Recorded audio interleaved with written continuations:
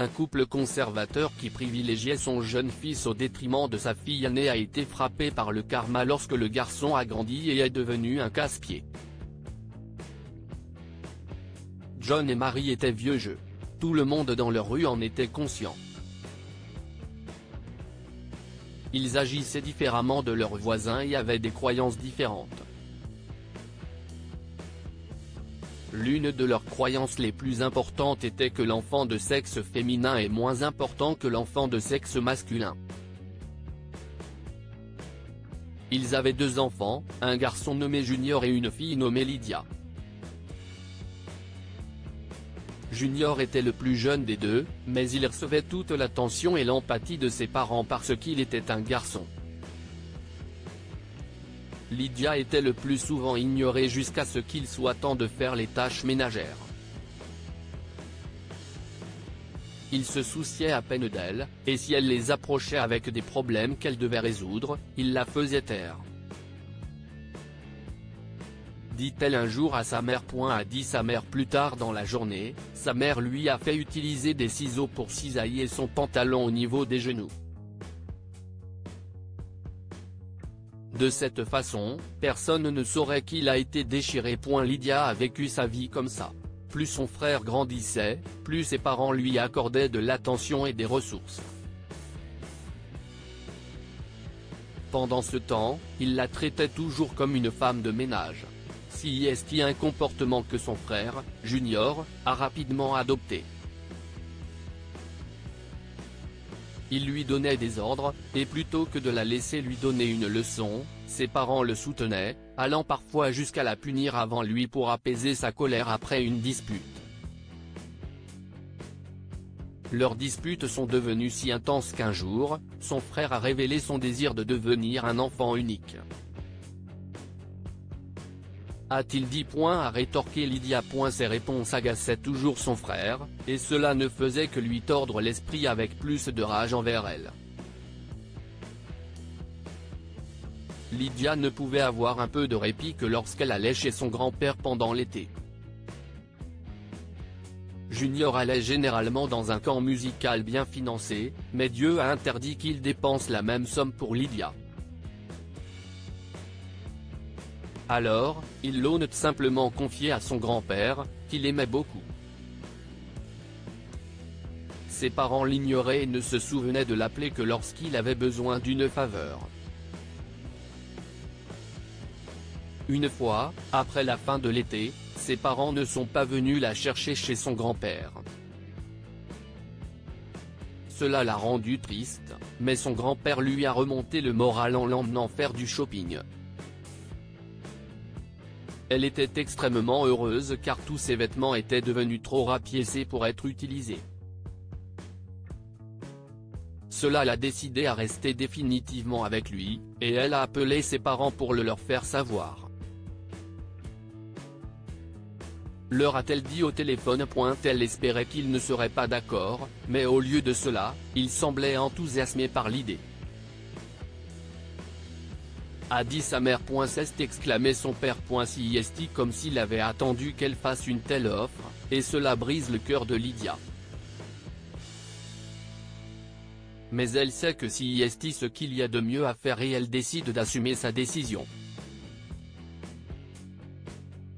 Les appels téléphoniques avec ses parents sont devenus sporadiques après cela, et finalement, ils se sont réduits à 2 par mois. Cela est resté ainsi pendant des années, même après que Lydia soit allée à l'université. Enfin, après avoir obtenu son diplôme, elle est retournée en ville, mais elle s'est retrouvée sans emploi et sans endroit où rester. Elle appelle ses parents pour demander si elle peut emménager dans son ancienne chambre, mais ils rechignent à l'idée, disant que sa chambre a été transformée en salle de musique pour Junior. Lui ont-ils dit ? Son grand-père est mort quelques mois après la fin de ses études, mais ses parents ne sont pas venus à l'enterrement. Pendant des jours, elle s'est morfondue dans sa maison, pleurant sa mort et se souvenant de lui pour sa bonté. Un jour, elle a entendu frapper à sa porte et, en répondant, elle a rencontré un notaire qui travaillait pour son grand-père. Selon l'homme, son grand-père lui a laissé une somme d'argent considérable en héritage.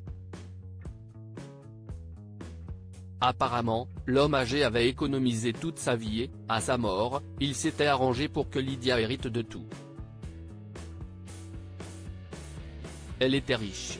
La nouvelle est parvenue à ses parents, qui l'ont contacté peu après. Demande son père. Sa mère n'a pas fait de civilité. A-t-elle dit ? Demande Lydia. A répondu sa mère avec nonchalance. Finalement, Lydia a refusé. Elle a également coupé tous les liens avec sa famille après et a avancé dans sa vie. Plusieurs années plus tard, elle a reçu un appel de ses parents. Ils voulaient s'excuser pour la façon dont ils la traitaient, mais Lydia savait qu'il y avait toujours quelque chose de plus avec eux. A-t-elle demandé ? S'est écrié sa mère. Lydia voulait être furieuse, mais finalement, elle a choisi le pardon. Elle leur a envoyé de l'argent mais leur a dit qu'elle ne viendrait plus les aider. Elle voulait qu'ils sachent qu'il avait été pardonné, mais elle leur a rappelé que leur péché ne serait jamais oublié.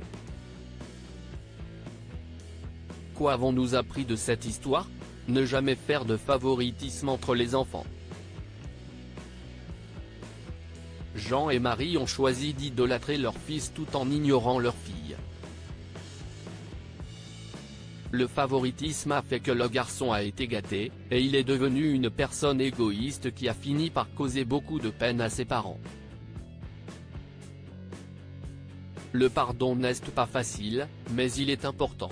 Lydia aurait pu laisser ses parents mourir de faim pour toutes les années où ils l'ont ignoré, mais elle a choisi de prendre la voie la plus noble en leur pardonnant et en leur donnant de l'argent pour survivre. Ainsi, sa conscience ne fera que chanter ses louanges, et ses parents réaliseront à quel point ils avaient été injustes. Le pardon va toujours loin. Partagez cette histoire avec vos amis. Elle pourrait égayer leur journée et les inspirer. Ce récit est inspiré de l'histoire de notre lecteur, mais il a été rédigé par un écrivain professionnel. Tous les noms ont été changés pour protéger les identités et assurer la confidentialité. Partagez votre histoire avec nous. Peut-être qu'elle changera la vie de quelqu'un. Si vous souhaitez partager votre histoire, veuillez l'envoyer à info@momama.com. Pour obtenir l'entreprise de son père, elle doit tout abandonner. Un homme très riche qui possédait sa propre entreprise a décidé de la partager entre ses deux filles. Il était très occupé à bâtir son empire, ce qui explique qu'il a eu ses enfants tardivement. Mais voilà, au moment du partage de son héritage, sa fille préférée a pris une décision qu'il a eu beaucoup de peine à comprendre. De quoi s'agit-il ? Découvrez-le.